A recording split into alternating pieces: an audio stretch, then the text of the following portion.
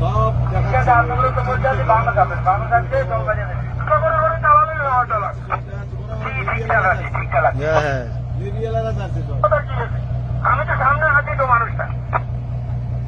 সামনে আর চাপা যাবে না, একটু বামে বামে চাপতে রাখতে হবে।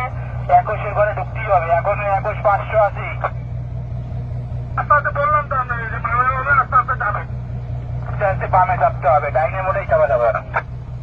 পেট্রোলারটা আরো সামনে যাবে, যাদের বিশেষ থেকে ওরা ডাইনে বামে করতে সুবিধা হবে।